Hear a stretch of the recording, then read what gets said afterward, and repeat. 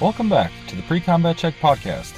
My guest today is Zack, a former Marine and member of their special operations group known as MARSOC. He will explain what MARSOC is, the process he went through, as well as the realities of being in. Enjoy the show. What's up, Zack? Welcome to the show. Hi, how are you? Doing all right. How about yourself? Doing pretty good.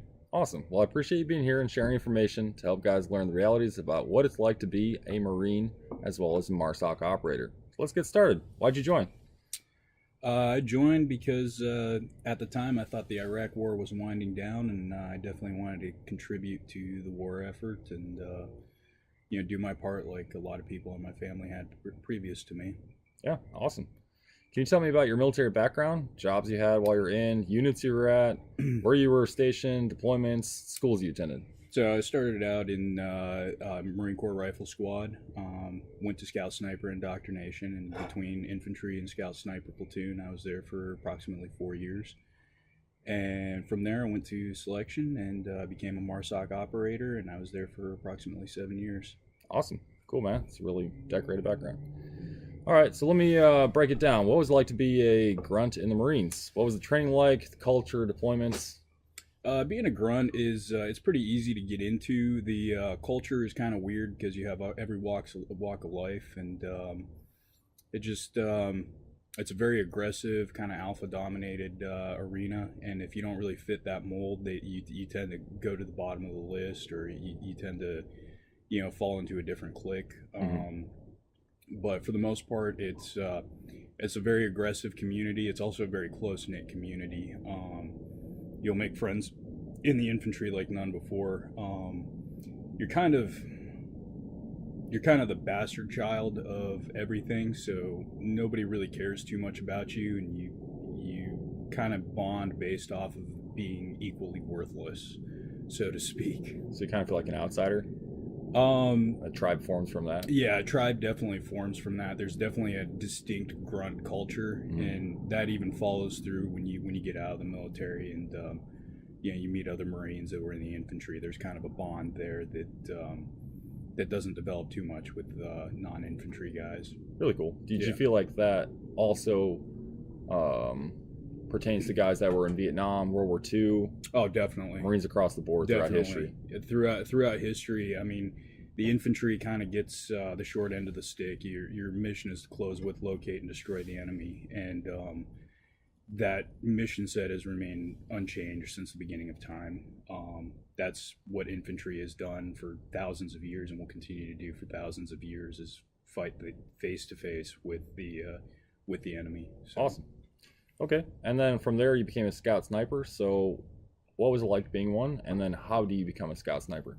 So in order to become a Scout Sniper, the first thing you have to do is go through what's called Indoc. That's usually ran at your local battalion. People from your Scout Sniper section will basically test you out. You'll do a series of physical fitness tests, ruck marches, knowledge tests, things called Kim's Game or Keep in Memory, which is basically your team leader will show you a certain set amount of items, then he'll hide them. Later on in the day, you have to describe what those items were. Being a sniper is more about observation than it is about marksmanship, and they want to make sure that you're picking those things out. After doing a deployment as what we call PIG, or professionally instructed gunman, then usually you'll go to pre-sniper course. They'll get you ready for the marksmanship and the stalking portion, which you should already be prepared for if your Scout Sniper platoon is on point. And then usually after your second deployment, you'll go to Scout Sniper school, and that gets you the official Omnis Dominus. You're a Scout Sniper now. Then they call those people hogs, or hunter of gunmen. There's tends to be a delineation in the sniper platoons between the two, but at the same time, if somebody's a pig and has been one for multiple deployments and just hasn't gotten the chance to go to sniper school, he's still held in pretty high regard. Okay. Yeah. Really cool. So then following time as a Scout Sniper, you tried out for MARSOC, were selected. Yes. First, what is MARSOC and what is their primary mission set? MARSOC is Marine Special Operations Command. Basically, they're the special operations wing of the Marine Corps. Their mission set varies from direct action, foreign internal defense, special reconnaissance. We're kind of multi-rolled. MARSOC is very new to the special operations community, and they've kind of put their fingers in a little bit of everything. So they're still kind of building their niche right now. Okay. And how do you volunteer, and can anyone try out?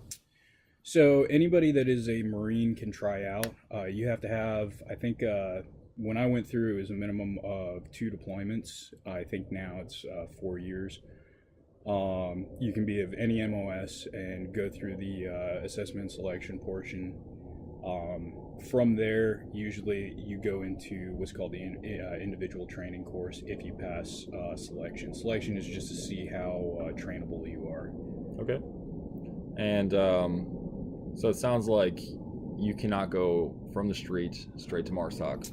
You have to be in the Marines. No, unlike a lot of the other special operations programs, say like the SEAL Challenge or the 18 X-ray program that the Army has, or even Army Rangers like yourself, you can go straight into it from an enlistment and go straight into those particular programs, pending you pass all the selections and stuff like that.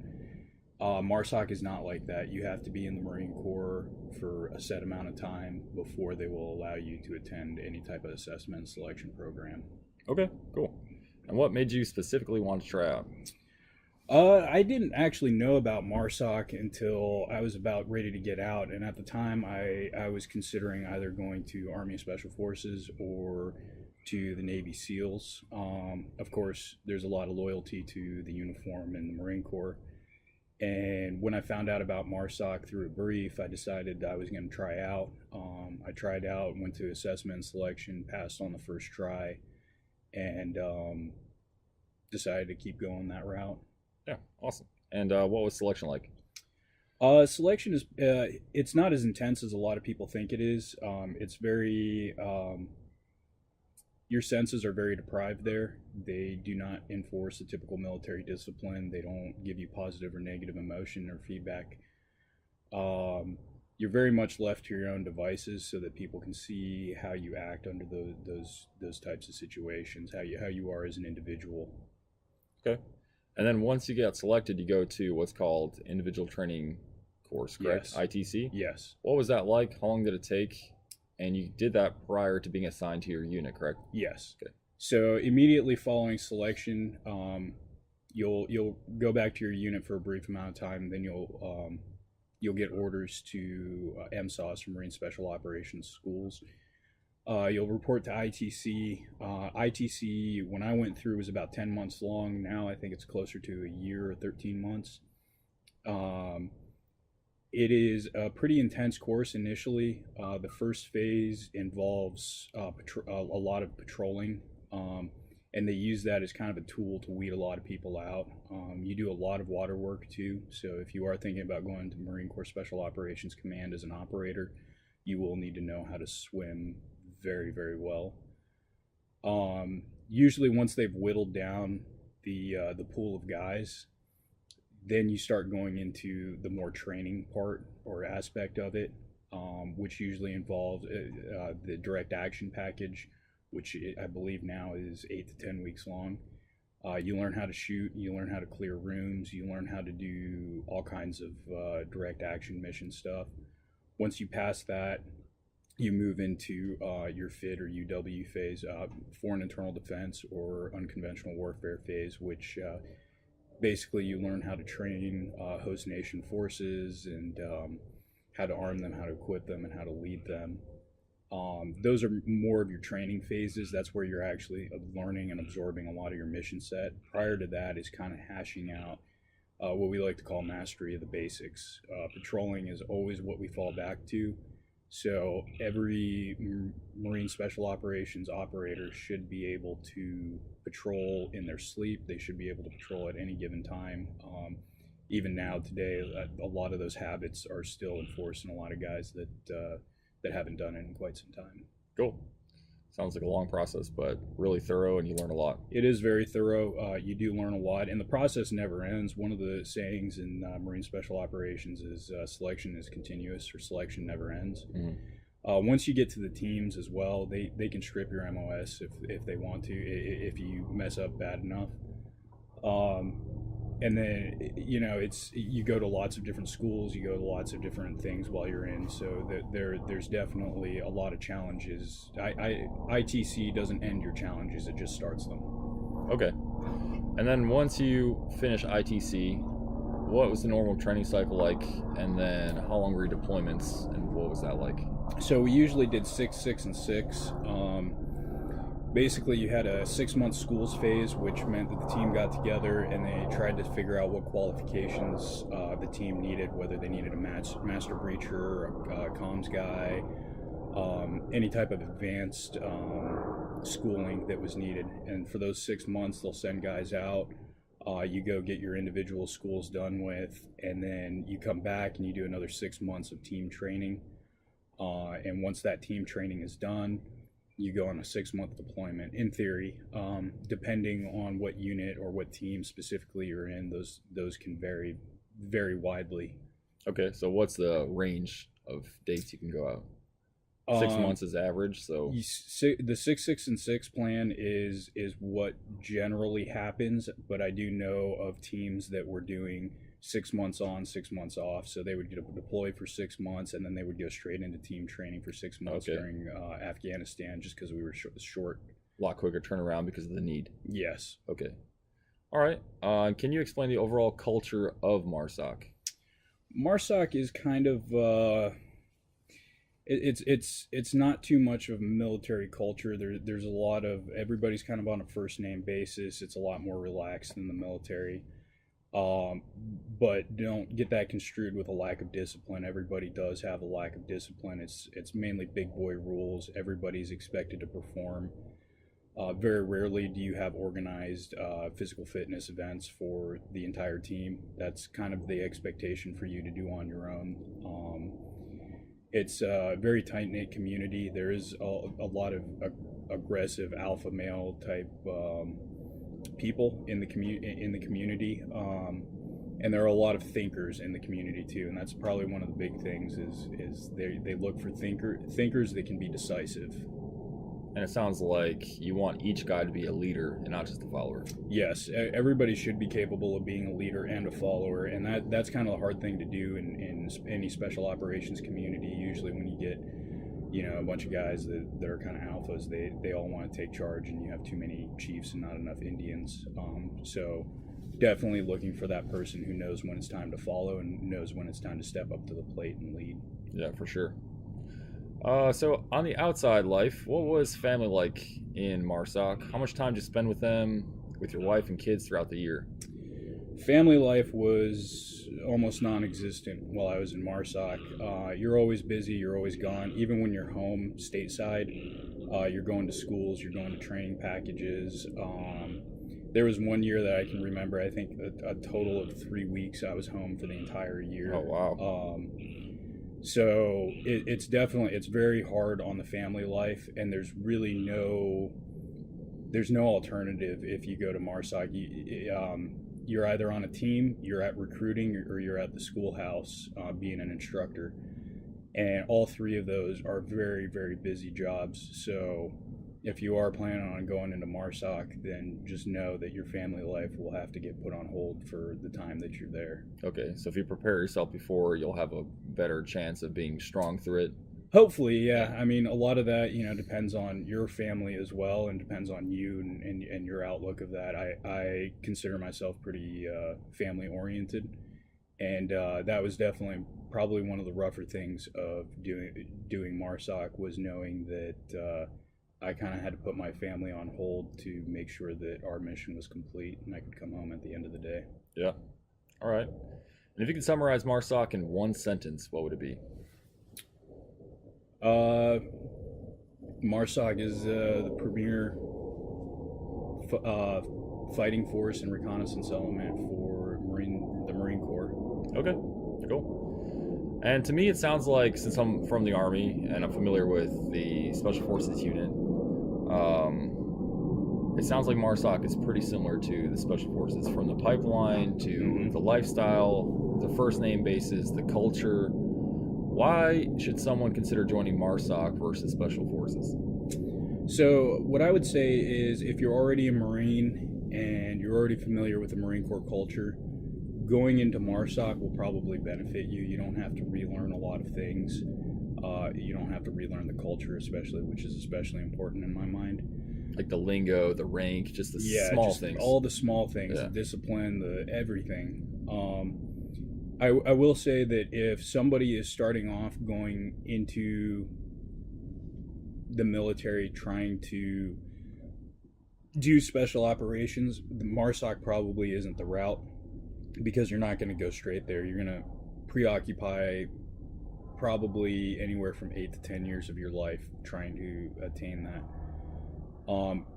But if you're going into the military kind of wanting to check it out and see what it's like, and you want to be in a fighting unit, Marine Corps is the way to go. You can go into the Marine Corps infantry, and from there, if you decide, hey, like, this is the lifestyle for me, I like this, I live it and breathe it, then you can, apply for assessment and selection, go to that. Hopefully you pass and make it to MARSOC. So then you're saying you kind of test the waters in the Marines, and then from there, if you want to go all in, MARSOC's the route to go. Yes. Okay. And once again, I mean, there are plenty of different communities that can offer you. Every special operations unit does something a little bit different. Mm-hmm. So if you're more that teacher type, then Special Forces is obviously for you. If you really like the idea of fast roping into an objective and just kicking doors down all day long, the 75th Ranger Regiment is the way to go. If you like medicine, you got the PJs. If you like the water, you got the SEALs. Like, MARSOC is kind of the jack of all trades. We support all special operations. And so, like I said, we're still trying to find our niche, and we've kind of found that in a lot of things, and hopefully we develop those a little bit better in the future. Okay. And can you share 3 things that you liked and 3 things you didn't like about your overall time as a Marine and in MARSOC, as well as being a scout sniper? Well, let's see. I'll start with 3 things that I don't like. One of the things that's pretty hard about the Marine Corps in general is there's a lot of structure, and there isn't always a lot of freedom of individuality, which can be a good thing and a bad thing at times. Second thing that I don't really like is kind of the structure, the hierarchy, the rank, all that kind of stuff. I feel like I'm more of a talk to me like a man kind of guy, and not talk down to me, or I have to talk up to you. And then finally, I would say the deployment cycles, man. You're gone a lot. Mm-hmm. Even in the normal infantry platoon, when we were home, we would be in the field, 15 to 20 days out of the month. Come back for a little bit, hang out with the family, still have to work on a daily basis, and then head back out to the field. So the deployment cycles and the schedules is horrible. The 3 things I did like about the Marine Corps and MARSOC in general, one is definitely the camaraderie.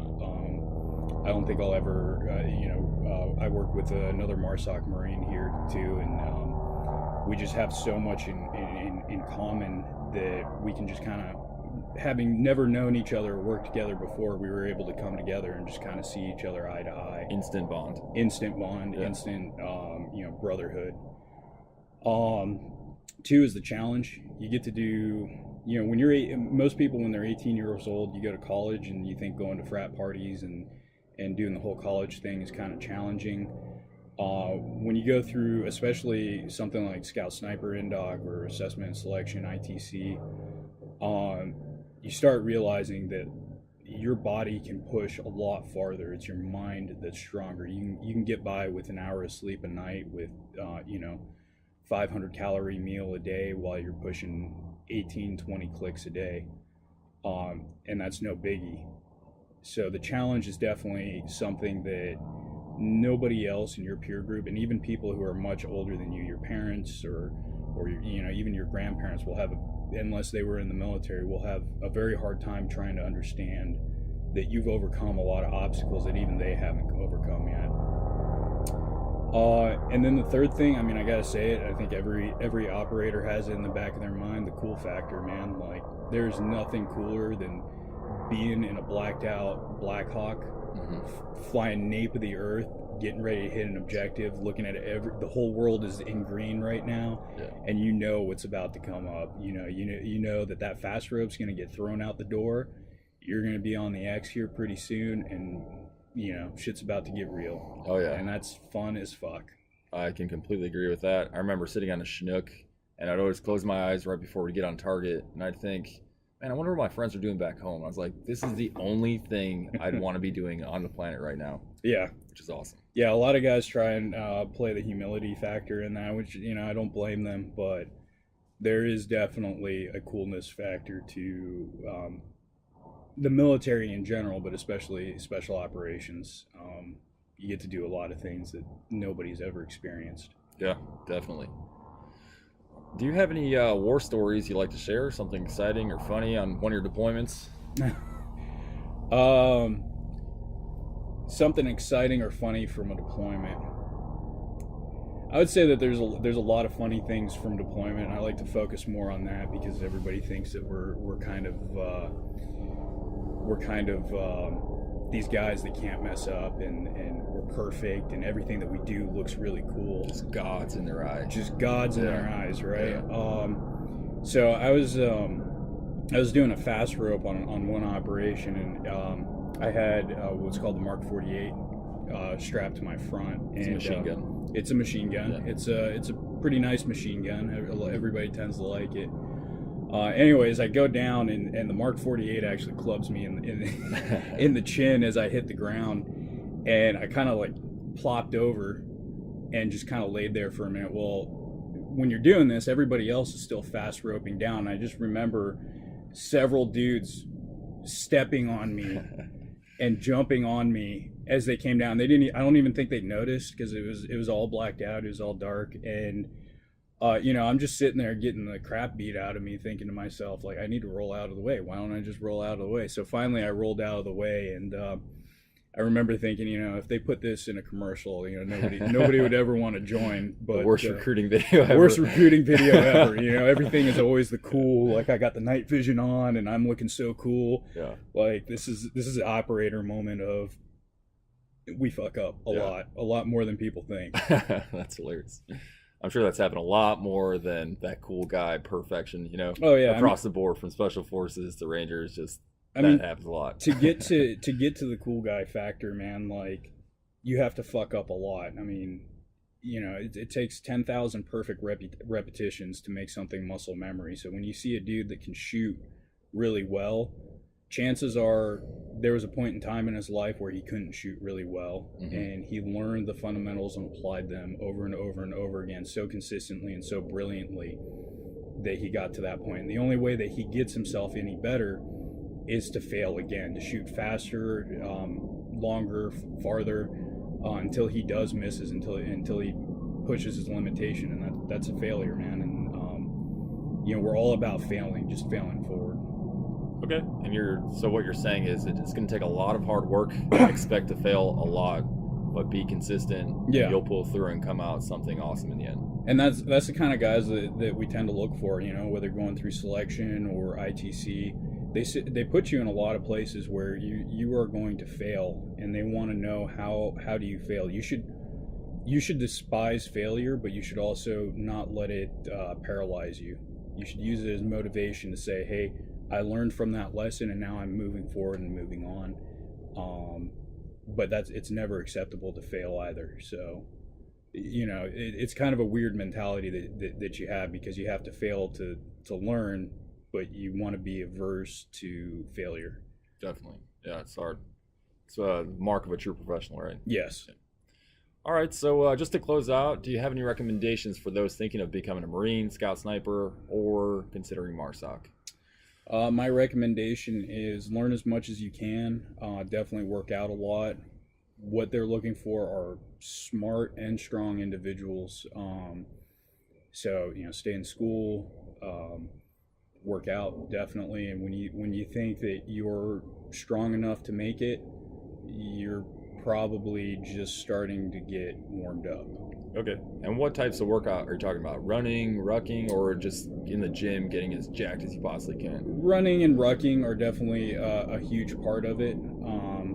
I would say most programs view rucking as more applicable. Mm-hmm. So you might have a slower run time, but if your ruck time was outstanding, then people look at that and say, okay, that's the mark of a true operator, because you can carry a lot of weight over long distances in a short amount of time.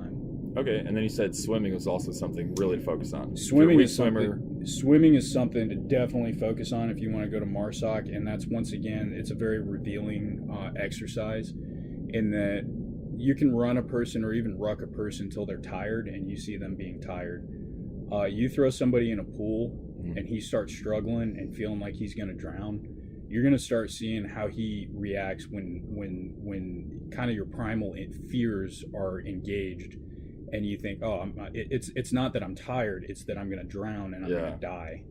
And I've had a shallow water blackout once. I was trying to push my limitations and I just passed out. There was a rescue swimmer in the water, pulled me out immediately, and they did CPR on me, and I came to immediately. Okay. So those things will happen. Just embrace your fears, embrace the challenge, and kind of let it happen, you know. Cool. Awesome, man. Well, thanks for being here, and that just about wraps it up.